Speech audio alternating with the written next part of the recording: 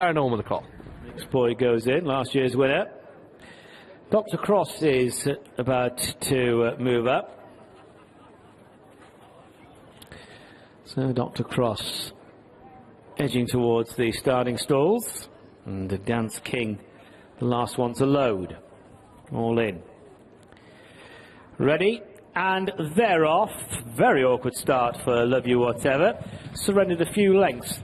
Mile and a half the journey in front of them for this, the Millbry Hill Handicap, and last year's winner MIXBOY is the first one to gather stride with Midnight Wild up along the inside, Dr. Cross to the wide outside, and recent course winner Illustrissimi chases the leaders. Dance King is behind that one. Coming up the straight, Love You Whatever, after that awkward beginning, is still towards the back end of the field, but certainly in touch and the pace pretty slack. So it's MIXBOY who has the lead and leads by about 2 lengths, being followed by Midnight Wild to the inside of Dr. Cross.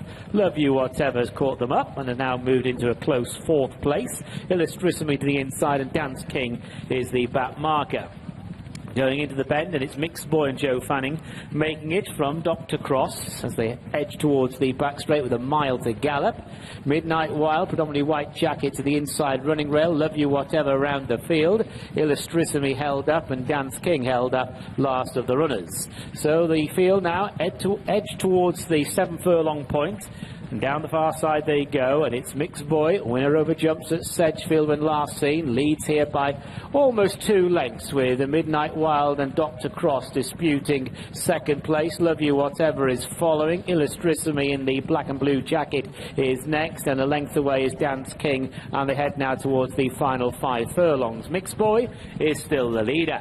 There's a length advantage for MIXBOY. Love You Whatever up along the outside. A horse has been really busy, but overall in good form this season. Moves into a close 2nd as they head to the end of the back straight and the final half mile. MIXBOY, Love You Whatever. Midnight Wild to the inside of Illustrissimi and Dr. Cross, and Dance King is last of the field as they now run down the hill. But they're very well bunched, this field of 6 runners approaching the final 3 furlongs. MIXBOY's going to lead up about half a length. Love You Whatever shaken up in 2nd place. Pushed along to the inside is Midnight Wild, and then comes Dr. Cross, followed by Illustrissimi, and Dance King is the back marker. So they're coming wide into the straight, and Joe Fanning is going for home with MIXBOY with 2 furlongs to gallop and leads by a couple of lengths. Giving chase to the right is Midnight Wild. Here comes Illustrissimi there with a noseband to the near side. Love You Whatever's been shaken off. A furlong left to go, and it is MIXBOY, and Illustrissimi is trying to put it to MIXBOY inside the final 100 yards now. MIXBOY and Illustrissimi, they're having a private battle. MIXBOY and Illustrissimi as they go the line. MIXBOY wins the race again from the front. MIXBOY beats Illustrissimi several lengths to Midnight Wild, Dance King, Love You Whatever and Dr. Cross.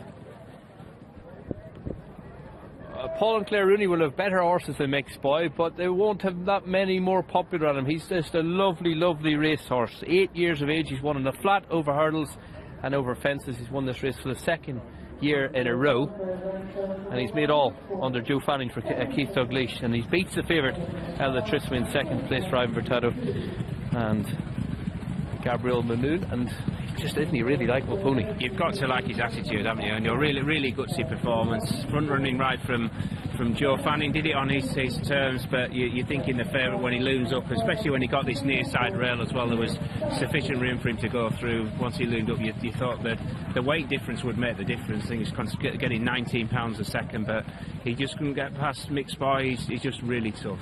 Here he is coming, galloping towards us. After making all, I thought turning in the favourite would go and win well.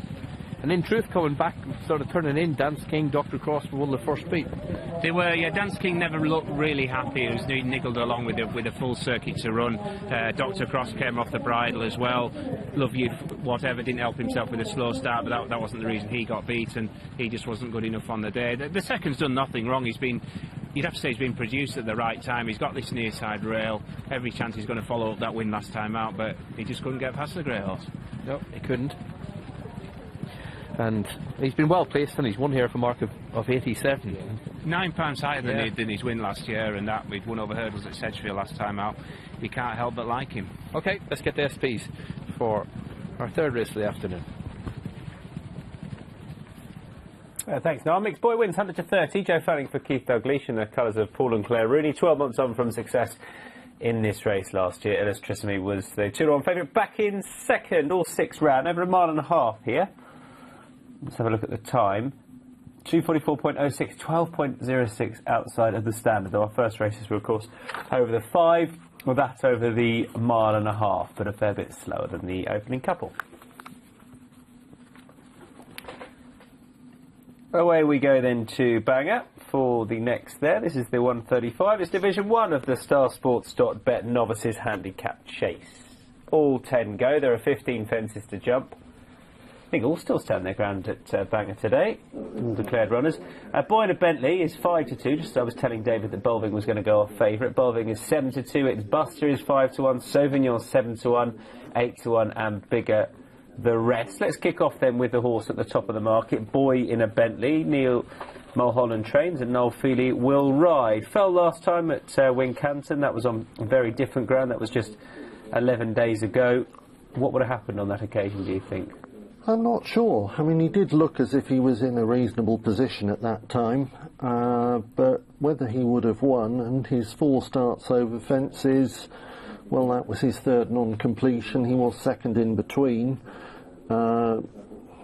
That's a level of form that gives him a chance here. He has got the experience, but it's not all positive experience, and he wasn't an especially likeable horse as a hurdler. With regard to this ground in comparison to last time, I know it's not vastly different, but do you think there's a well, he seemed to be going all right on quick ground last time, but do you think this is going to be ideal? Last couple of wins have been on good and good to soft respectively. I'm not sure that the ground's going to be an issue one way or the other, really. This will be absolutely fine for yes. judging on what we've seen. Bolving, is it the upside of Bolving that you quite like, the what could be over fences for him that you quite like? Yes, I think he's a horse that he shaped encouragingly in his early races over hurdles. He definitely showed promise. Physically, he looks the sort that would make a chaser.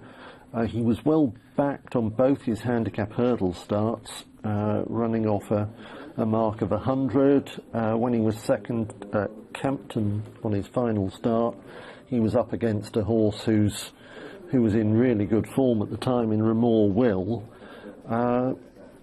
He's quite a keen-going sort of horse. Obviously, he's not run since April, and Victor Dartnell hasn't had that many runners recently. But I think that there's unfinished business with him really as a jumper, and I'm hoping that it starts to get finished today. You talk about that unfinished business.